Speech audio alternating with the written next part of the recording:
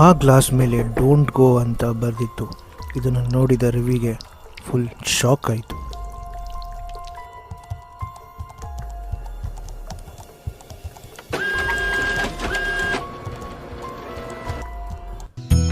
ಅದೊಂದು ದಟ್ಟವಾದ ಅರಣ್ಯ ಮಧ್ಯದಲ್ಲಿರುವುದೇ ಒಂಟಿ ಮನೆ. ಅದುವೇ ಅಜ್ಜಿಯ ಒಂಟಿ ಮನೆ. ಇನ್ಫ್ಯಾಕ್ಟ್ ರವಿಗೆ ಗೊತ್ತೇ ಆಗಲಿಲ್ಲ ಆ ಡೋರ್ ಯಾರು ಓಪನ್ ಮಾಡಿದಾರಂತ.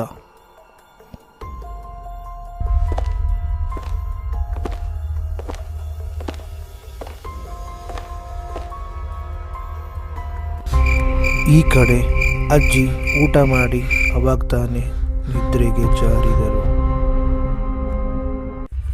ಆ ಕಡೆಯಿಂದ ರವಿ ಟಾರ್ಚ್ ಹಿಡಿದು ಆ ಡೋರ್ ಓಪನ್ ಆಗಿರುವ ರೂಮ್ ಹತ್ರನೇ ಬಂದ.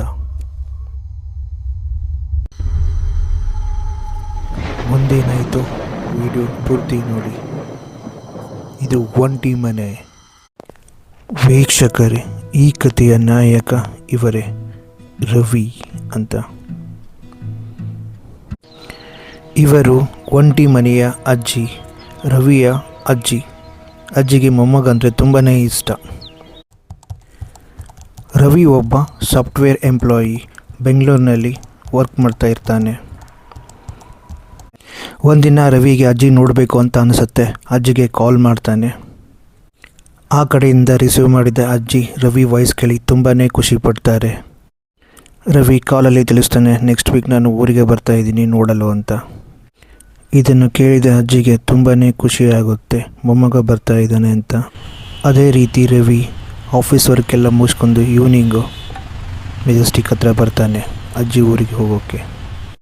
ಆ ರಾತ್ರಿ ರವಿಗೆ ಮಂಗಳೂರಿಗೆ ಹೋಗಲು ಬಸ್ ಸಿಕ್ತು.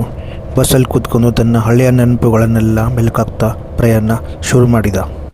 ಬಸ್ಸು ಫೈನಲಿ ಮಂಗಳೂರು ಜಿಲ್ಲೆಯ ತರವಾಡು ಎಂಬ ಊರಿಗೆ ಬಂದು ಬೆಳಿಗ್ಗೆ ರೀಚ್ ಆಯಿತು.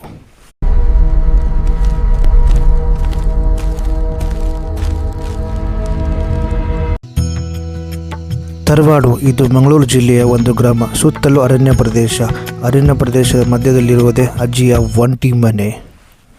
ಮನೆ ಮುಂದೆನೇ ಅಜ್ಜಿ ನಿಂತು ಮೊಮ್ಮಗನಿಗೋಸ್ಕರ ಕಾಯ್ತಾ ಇದ್ದಳು.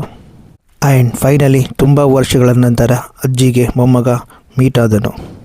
ರವಿ ಅಜ್ಜಿಯ ಜೊತೆ ಸುಂದರವಾದ ಕ್ಷಣಗಳನ್ನು ಕಳೀತಾ ಮಧ್ಯಾಹ್ನದ ಊಟ ಮಾಡಿದನು.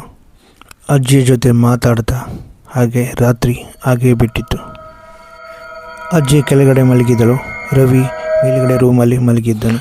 ಆಗ ಸಮಯ ಸರಿಸುಮಾರು 12. ರವಿಗೆ ಸಡನ್ನಾಗಿ ಎಚ್ಚರಾಯಿತು. ಯಾರೋ ಬಾಗಿಲು ತಟ್ಟಿದಂಗೆ ಸೌಂಡ್ ಆಯಿತು. ಆಗ ರವಿ ಟಾರ್ಚ್ ಹಿಡ್ಕೊಂಡು ಯಾರಿರ್ಬೋದು ಅಂತ ರೂಮೆಲ್ಲ ಸುತ್ತ ಹಾಕಿದೆ. ಅದೇ ರವಿಗೆ ಯಾರೂ ಕಾಣಲಿಲ್ಲ. ಬಟ್ ಅಲ್ಲೊಂದು ಡೋರ್ ಓಪನ್ ಆಗಿತ್ತು. ಇನ್ಫ್ಯಾಕ್ಟ್ ಆ ಡೋರ್ ಕ್ಲೋಸ್ ಇರೋದು ಓಪನ್ ಆಯಿತು. ರವಿ ಅದು ಏನಂತ ಆ ಡೋರ್ ಹತ್ರನೇ ಹೊರಟ. ಅಲ್ಲೇ ಮುಂದ್ಗಡೆ ಇರೋ ಗ್ಲಾಸ್ನಲ್ಲಿ ಡೋಂಟ್ ಗೋ ಅಂತ ಬರೆದಿತ್ತು. ಇದನ್ನು ನೋಡಿ ರವಿಗೆ ಫುಲ್ ಶಾಕ್ ಆಯಿತು, ಯಾರು ಬರೆದಿರ್ಬೋದು ಅಂತ. ಆ ಡೋರ್ ಪಕ್ಕದಲ್ಲಿರುವ ಒಂದು ಕನ್ನಡಿ ಹತ್ರ ರವಿ ನೋಡಿ ಗಾಬರಿ ಆಗ್ತಾನೆ. ಯಾರೋ ಹಿಂದ್ಗಡೆ ಬಂದು ತಪ್ಕೊಂಡಿರೋ ಹಾಗೆ ಫೀಲ್ ಆಗುತ್ತೆ. ಗಾಬರಿಯಿಂದ ಅಲ್ಲಿಂದ ರವಿ ಓಡಿ ಹೋಗಿ ಅಜ್ಜಿಯ ರೂಮನ್ನು ಸೇರ್ತಾನೆ. ಈ ಕಡೆ ಅಜ್ಜಿ ಅವಾಗ ತಾನೇ ಊಟ ಮಾಡಿ ಸ್ವಲ್ಪ ಹೊತ್ತಿನಲ್ಲಿ ನಿದ್ದೆಗೆ ಜಾರಿರುತ್ತಾರೆ. ಸಡನ್ನಾಗಿ ರವಿ ಓಡಿ ಬಂದು ಅಜ್ಜಿಗೆ ನಡೆದಿರೋ ಎಲ್ಲ ವಿಷಯಗಳನ್ನು ಹೇಳ್ತಾನೆ. ಯಾರೋ ನನ್ನ ಹಿಂದೆಯಿಂದ ಬಂದು ತಪ್ಕೊಂಡಿರೋ ಹಾಗೆ ಆಯಿತು ಅಂತ. ಅವಾಗ ಅಜ್ಜಿ ಹೇಳ್ತಾಳೆ, ಮಗ ಅದು ನಿಮ್ಮ ತಾತ, ಅವರು ತೀರ್ಕೊಂಡ ಮೇಲೆ ಅವರ ಆತ್ಮ ಇನ್ನೂ ಅದೇ ರೂಮಲ್ಲೇ ಇದೆ ಅಂತ. ಇದನ್ನು ಕೇಳಿ ರವಿಗೆ ಫುಲ್ ಶಾಕ್ ಆಗೋಗ್ಬಿಡುತ್ತೆ. ಆ ಕಥೆನ ರವಿಗೆ ಹೇಳಿದ ಮೇಲೆ ಆ ಅಜ್ಜಿ ಕೂಡ ರವಿ ಮುಂದೆನೇ ಮಾಯವಾಗಿಬಿಡ್ತಾರೆ. ಅದನ್ನು ನೋಡಿದ ರವಿಗೆ ಏನು ಮಾಡಬೇಕಂತಲೇ ಗೊತ್ತಾಗಲ್ಲ. ಅಲ್ಲಿಂದ ಓಡಿ ಹೋಗಿ ಹಾಲಲ್ಲಿ ಕೂತ್ಕೊಂಡು ನೀರು ಕುಡಿತಾ ಇರ್ತಾನೆ. ಗೋಡೆ ಹತ್ರ ಅವನ ನೋಟ ಹೋಗುತ್ತೆ.